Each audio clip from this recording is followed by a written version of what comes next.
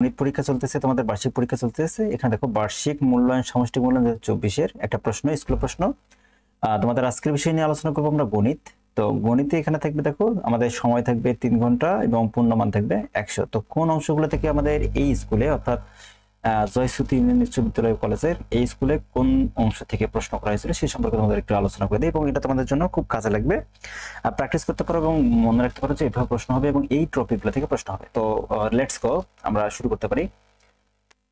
তো দেখা যাক।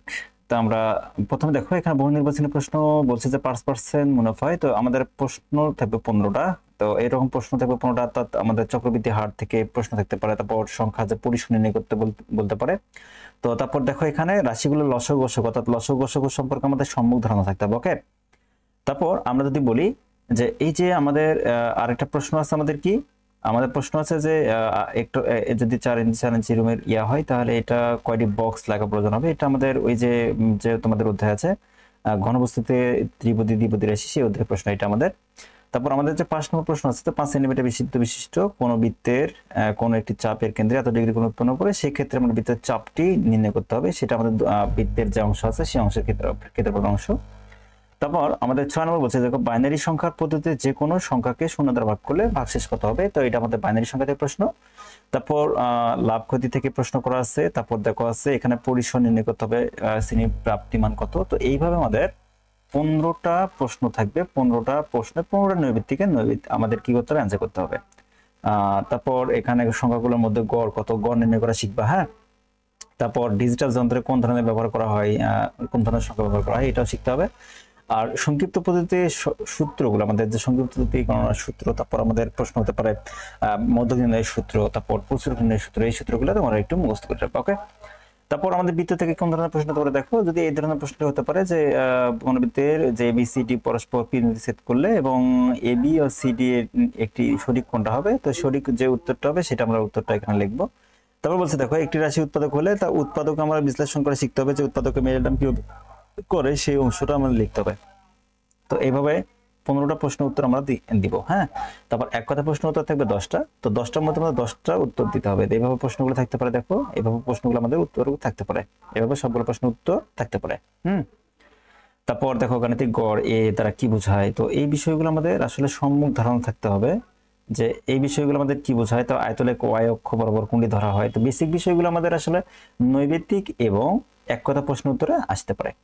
তো বিটের পুনরূপ কি, এই বিষয়গুলো তোমাদের সম্মুখ ধারণা থাকতে হবে। দেখো খ নম্বর খ বিভাগে আমরা লিখতে পারি সংক্ষিপ্ত প্রশ্ন, সংক্ষিপ্ত রচনামূলক প্রশ্ন। এখানে থাকবে 75 মার্ক। দেখো এখানে আমাদের নিচে প্রশ্ন বলছে যে ক নম্বর এ বি সি যদি হয় তাহলে বিন্দুতে ত্রিভুজ সম্ভব কিনা। ত্রিভুজ হতে গেলে আমাদের কি কি শর্ত প্রয়োজন, সেটা যদি এই বিন্দুগুলো দ্বারা হয় তাহলে বুঝতে হবে যে এটা একটা ত্রিভুজ গঠন সম্ভব। তো ত্রিভুজ কিভাবে গঠন করা হয় সেই সম্পর্কে তোমাদের ধারণা থাকতে হবে। খ নম্বর বলছে দেখো একটি দ্রব্য 50 টাকায় কিনে 56 টাকা বিক্রি করলে শতকরা কত লাভ বা ক্ষতি হবে।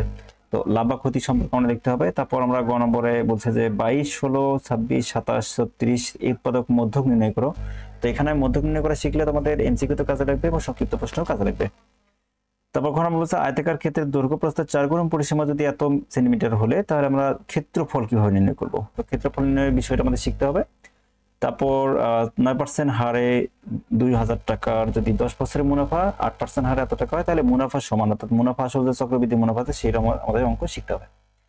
তারপর আমাদের যদি আসি দৃশ্যপটযুক্ত যে প্রশ্নগুলো থাকবে সেগুলো আমাদের কিভাবে প্রশ্ন উত্তর দেব। তো দৃশ্যপটযুক্ত প্রশ্ন দেখো এভাবে আমাদের থাকবে, প্রশ্ন থাকবে 13টা। তো 13টা প্রশ্নের মধ্যে আমাদের 13টা প্রশ্ন উত্তর দিতে হবে, অর্থাৎ 13 দুগুণে 26 মার্ক থাকবে। আচ্ছা, তারপর দৃশ্যমান প্রশ্নের মধ্যে আমাদের প্রশ্ন থাকবে 11টা, তার মধ্যে আমাদের প্রশ্ন উত্তর দিতে হবে 7টা, 7 7 49। ওকে, আচ্ছা দৃশ্যপট নির্ভর প্রশ্ন কেমন হতে পারে, এই ধরনের প্রশ্ন আমাদের একটা উদ্দীপক দেওয়া থাকবে। এই উদ্দীপক অনুসারে আমাদের এই যে ক নম্বর এবং খ নম্বর প্রশ্ন উত্তর দিতে হবে। তারপর দেখো দেখাও যে প্রশ্নগুলো একটু তোমাদের রিভিশন করতে হবে। 3 নম্বর মূল বিন্দু থেকে এই এত বিন্দু এবং এত বিন্দু একটা সমদূরবর্তী হলে আমাদের বলছে যে ক নম্বর এ ও এর দৈর্ঘ্য নির্ণয় করতে হবে, খ নম্বর কে এর মান নির্ণয় করতে হবে এবং আবার খ নম্বর এটা মিস্টেক করছে, এটা গ নম্বর হবে। অর্থাৎ কে সমান 45 হয় তাহলে ত্রিভুজ ও এ বি এর ত্রিভুজটি অঙ্কন করা দেখাও যে একটি সমকোণী ত্রিভুজ। তাহলে সমকোণী ত্রিভুজ করতে গেলে কি লাগে, যে অতিভুজের সাথে লম্ব এবং ভূমির যোগফলটা সমান হতে হবে। আচ্ছা, এটা হলো সমকোণী ত্রিভুজের শর্ত। 4 নম্বর দৃশ্যকল্প দেওয়া আছে 1 এবং 2। তো দৃশ্যকল্প 1 থেকে আমাদের বলছে যে তৃতীয় সংখ্যাটি বানাইতে প্রকাশ করব। তৃতীয় যে সংখ্যাটা আছে এই যে 108, এটাকে আমরা বানাইতে প্রকাশ করব। দিশকল 1 উল্লেখিত প্রথম দশমিক সংখ্যাটি 9s কমপ্লিমেন্ট বের করতে হবে। দিশপক আমাদের দিশপর যে এই যে 1 আছে, এখানে যে উল্লেখিত সংখ্যাগুলো আছে সেগুলো 9s কমপ্লিমেন্ট বের করব। তো 9s কমপ্লিমেন্ট কিভাবে বের করে এবং 10s কমপ্লিমেন্ট কিভাবে বের করে সেটা তোমরা অবশ্যই ইতিমধ্যে জানো।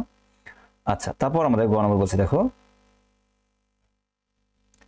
এখানে আমরা গ নম্বর আমাদের দেখো গ নম্বর বলছে 1s কমপ্লিমেন্ট 2s কমপ্লিমেন্ট এর ধারণা ব্যবহার করে দিশকল্প 2, হ্যাঁ দিশকল্প 2 উল্লেখিত বাইনারি সংখ্যাগুলোর যোগফল বিয়োগফল বের করতে হবে।